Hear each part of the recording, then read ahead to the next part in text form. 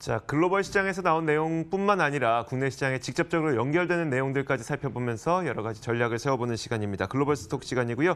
YG경제연구소 차영수 소장 함께하겠습니다. 어서 오세요. 안녕하십니까? 네, 먼저 미국부터 얘기를 해볼게요. 네. 그 트럼프 대통령이 중국이 협상을 안 하면 우리 관세 더 인상할 거야라는 폭탄 발언이 있긴 있었지만 미국 시장은 잘 지켜졌거든요. 예, 예. 근데 우리 시장은 이런 데서 조금 더 충격을 좀 잘 받는 것 같아갖고 그렇죠. 이거 우리나라에는 어떤 영향을 미치게 될까요? 현재 지금 뭐 여러 가지 우리가 지금 현재 트럼프 대통령이 이런 강경 발언이 나오게 된 배경을 한번 좀 고민을 해봐야 되지 않을까 싶습니다. 네. 우리가 이제 표면적으로 지금 워낙 많은 얘기들이 혼선이 지금 나오고 있는 상황이기 때문에 얼마 전까지만 하더라도 뭐 아이오와로 뭐 시진핑 주석을 초청할 것처럼 얘기를 하다가 지금은 다시 또 결렬될 상황까지 또 얘기를 되는 부분들인데 현재 지금 미국 상황을 보게 된다라면 저희가 볼 때는 강경론자들이 다시 또 목소리에 힘을 좀 실어주는 것들이 아니겠는가.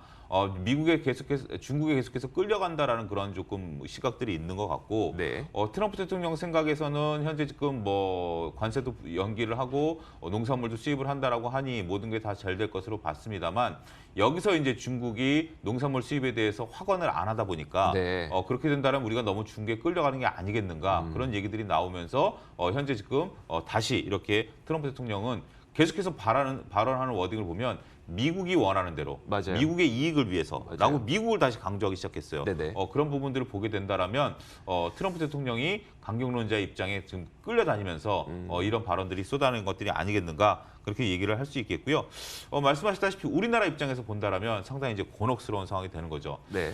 극단적인 상황도 지금은 생각을 해봐야 될 것으로 보여집니다. 왜냐하면 트럼프 대통령이 이렇게 강경론으로 돌아서게 됐다라면 네. 다시 온화론으로 돌아서기는 어렵다라고 저는 보고 싶습니다. 네네. 따라서 중국이 입장에서 본다라면 얼마 전에 제 신문 이름을 까먹었습니다. 미국 나온 신문에서 본다라면 중국 입장에서는 현재 지금 트럼프 대통령이 탄핵에도 쫓기고 있죠. 네. 거기에 또 이제 선거전으로 뛰어들어야 되기 그쵸. 때문에 서둘 이유가 없다. 이게 중국의 속내다. 네. 이런 부분들 저희도 이 방송에서 물론 많이 제가 얘기했었죠. 말씀을 드렸던 네. 부분들인데 그런 부분들이 된다면 중국은 제가 볼 때는 쉽게 양보 안 할 것 같습니다.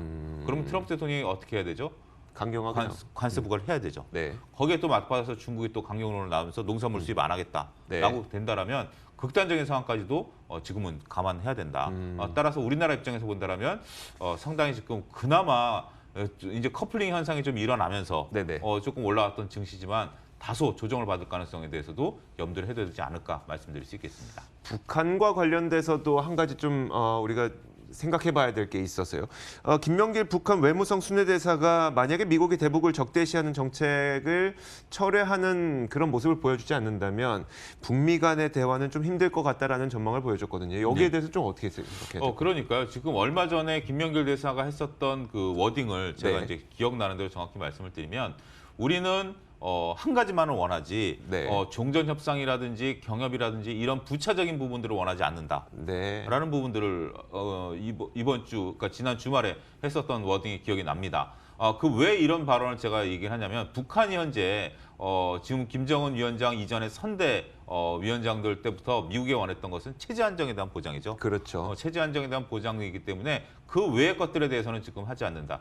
우리가 오늘부터 안타깝게도 철도가 파업을 하지 않습니까? 네네. 이게 선거전이 되면 이익단체들이 자신의 이익을 달성하기 위해서 다양한 요구들을 표출을 하게 되는 거죠. 그렇죠. 지금 미국의 대선은 글로벌 대선입니다. 글로벌 네. 대선이기 때문에 중국도 거기에 이제 맞물리고 있고 북한도 이참에 모든 걸 얻어내야 되지 않으면 네네. 그리고 트럼프 대통령 입장에서 본다면 이제 선거전에 왔는데 북한도 벌려놨고 중국도 벌려놨고 다양하게 벌려놓은 걸 뭔가 수습을 내야만 네네. 내가 이런 걸 이루어냈소 나를 다시 대통령을 뽑아주쇼라고 얘기를 할 수 있는 부분 아니겠습니까? 그렇죠. 그런 것들을 현재 지금 북한이 모를 리 없는 상황이죠. 따라서 북한 입장에서 본다면 이참에 체제 안정에 대한 보장을 얻어내자 이런 속내인 것 같고요.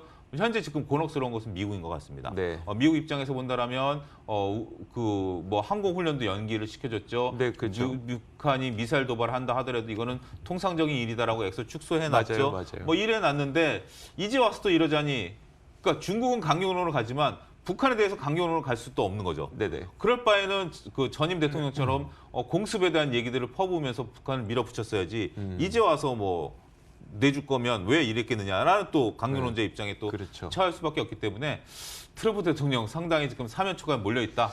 이렇게 좀 말씀드릴 수 있겠습니다. 대북 관련주를 또 이제 관심들 갖고 계실 테니까 어떻게 해야 될까요? 글쎄요. 저는 대북 관련주들은 좀 시간이 오래 걸릴 가능성이 있다라고 말씀드리고 싶습니다. 대북 관련주들이 가기 위해서는 유엔 제재가 풀려야 되기 때문에 네네. 그런 부분들까지 가기에는 다소 시간이 걸리지 않을까 좀 말씀드릴 수 있겠네요. 알겠습니다. 자, 이렇게 저희가 주요 이슈는 살펴봤고요. 제가 지난 시간에 차영주 소장한테 좀 직접 부탁을 드린 게 있었죠. 방송을 통해서 부탁을 드린 거.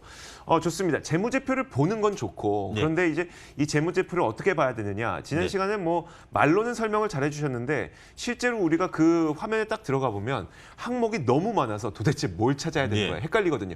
오늘 그래서 직접 보는 방법을 시뮬레이션 해주신다면서요? 예, 그렇습니다. 네. 오늘 일단은 어떻게 다트 사이트를 들어가는지부터 시작해서 예, 다트에 대한 내용들을 보는 것들을 이제 말씀을 드리겠습니다. 네. 지금 여러분들이 흔히 이용하시는 포털 사이트입니다. 흔히 이용하시는 포털 사이트를 보면 여기에 이제 증권란이 있습니다. 여기 지금 화면에 보이시겠죠? 네네. 증권란을 클릭을 하셔서 증권에 대한 내용들을 많이 보시겠죠? 맞아요. 여기에서 이제 지금 보면 삼성전자를 제가 이제 한번 조회를 해보겠습니다. 네. 삼성전자를 조회를 하게 된다라면 삼성전자에 대한 이 내용들이 나오죠. 이거 쭉 이제 스크롤바를 내리시면 여기 전자공시라고 나와 있습니다. 네. 우리가 보통 이제 시세라든지 차트라든지 투자별 매매 동향을 보시는데 전자공시를 클릭을 하시면 이렇게 공시 자료라고 해서 오른쪽에 이제 화면이 가려져 있습니다만 다트가 이제 사이트가 나온 겁니다. 네. 이거를 이제 확대를 해보면 이런 사이트입니다.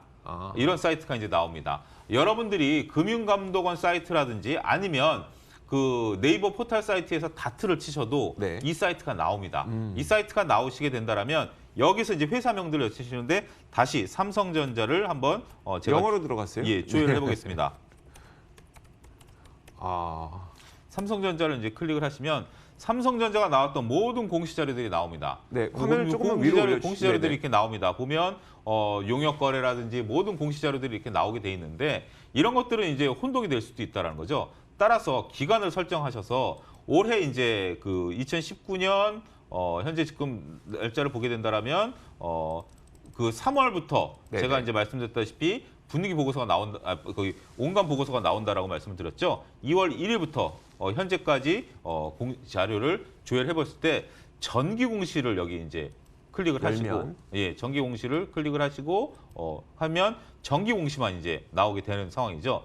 따라서 그러한 부분들을 보면 여기 분기 보고서 네. 2019년 9월까지 분기 보고서가 나와 있고 여러 가지 보고서가 나와 있습니다. 분기 보고서를 한번 분기 보고서보다는 현재 지금 사업 보고서를 한번 보도록 하겠습니다. 좋아요. 여기 올 초에 나왔던 작년 한 해를 다루는 사업 보고서를 한번 보죠. 그렇습니다. 네. 사업 보고서를 한번 보는 것이 여러분들에게 직접 도움이 되지 않을까 그렇게 좀 말씀드릴 수 있겠는데요. 자, 사업 연결 보고서, 재무제표 이건 4월 달이니까요. 제가 그 사업 보고서 찾으시는 동안 좀 말씀을 드릴게요. 네. 사업 보고서가 이제 1년 동안 우리 회사가 어떤 식으로 했습니다라는 것을 모든 것을 뭐 재무제표 그리고 사업 설명 뭐 여러 가지를 다 보여주는 게 이제 사업 보고서인데 이 사업 보고서는 회기가 끝난 이후에 90일 이내에 그렇습니다. 제출을 해야 되기 때문에 3월이면 이 사업 보고서가 모두 다 나오고요. 모두가 지금 나옵니다. 사업 보고서 혹시 찾으셨나요? 예, 찾았습니다. 네, 네. 여기 보시면 이제 사업 보고서 2018년 화면을 보시면 현재 4월 1일 날 나왔습니다. 4월 네. 1일 날 나왔습니다만 말씀하셨다시피 2018년 12월 달이라고 나와 있죠. 그렇죠. 이게 이제 90일 상관이니까 딱 90일을 지켜서 사업 네. 보고서를 나왔습니다. 사업 보고서를 클릭을 해보겠습니다. 자, 여기서부터가 문제예요. 예, 여기서부터가 문제입니다. 여기서부터가 이제 사업 보고서가 이제 이런 것들이 나왔는데 네. 처음 이거를 보시는 분들은 프린터를 한번 해보십사.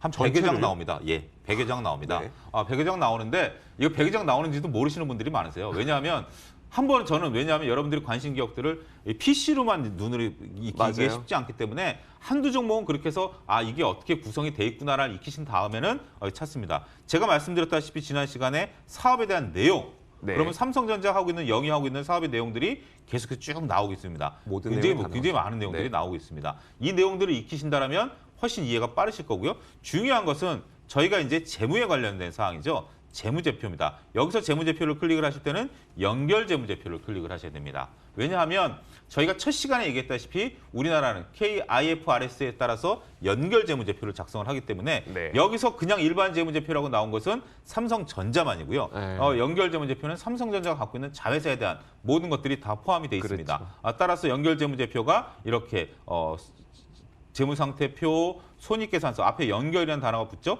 이렇게 나오게 돼 있습니다. 제가 이제 말씀드렸다시피 이런 내용들을 주석사항에 나와 있다라고 했는데 네. 여기에 보면 단순하게 재무제표만 나와 있습니다. 위에 보시면 화면을 위로 좀 올려주시겠습니까? 화면을 위로 좀 올리게 된다라면 첨부 문서가 있습니다. 네. 첨부 문서에 감사 보고서가 있습니다. 네. 감사 보고서를 클릭을 하시면 또 이런 감사 보고서가 나오고 여기에 재무제표가 또 첨부가 되죠. 네. 그러면 감사 보고서를 보면 아까랑 형식이 좀 달랐습니다. 주석이라는 항목이 들어갔습니다. 그러네요. 주석이 463. 현금 및 현금성 자산에 대해서 26억이지만 네. 100만 원이니까 2,600억이지만 2조 6천억이지만 이게 현재 463. 그러니까 여러분들이 밑에 스크롤바를 쭉 내리시면 이게 이제 주석이 듭니다. 네네. 2.4. 그러니까 2라는 것을 여기서 컨트롤 F를 누르시면 찾기가 이제 나옵니다. 찾기가 나오죠? 찾기를 2를 누르시고 엔터를 딱 치시면 2에 관련된 것들이 나오기 때문에 이건 좀 복잡하네요.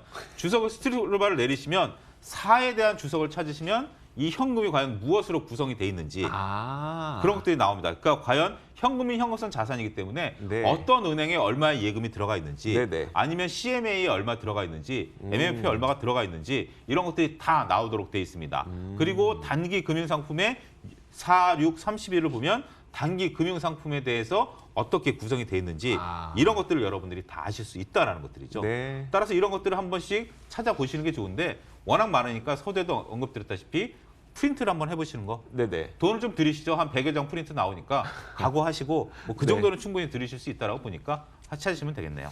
워렌 버핏의 취미가 사업 보고서를 읽는 거라고 하더라고요. 예. 그렇습니다. 예. 여러분들이 혼동하시는 게 증권사의 리포트를 읽는 게 아니고 네네. 이 사업 보고서를 보는 게 워렌 버핏이 보고자 하는 것들입니다. 맞아요. 예. 그렇습니다. 자, 그리고 이 사업 보고서를 보다 보면은 증권사에서 얘기하지 않았던 것들까지도 굉장히 많은 내용들이 들어가 있고요. 이거 약간 소설처럼 잘 써놓은 기업도 있고 그렇습니다. 어떤 기업은 또 되게 대충 써놓은 기업이 있거든요. 그렇습니다. 사업 보고서 대충 써놓은 기업은 그렇게 썩 좋은 기업은 아닙니다. 맞습니다. 네, 이런 이종현 것들도 께서 정확히 찔러주셨네요. 예. 이런 것들도 이제 힌트니까요. 그런 것 좀 참고하시면 좋을 것 같습니다. 자, 오늘 뭐 사업 보고서 보는 방법, 다트 보는 방법까지 설명을 잘 해주셨습니다. 자, 지금까지 YG경제연구소 차영주 소장과 이야기 나눠봤습니다. 고맙습니다. 감사합니다.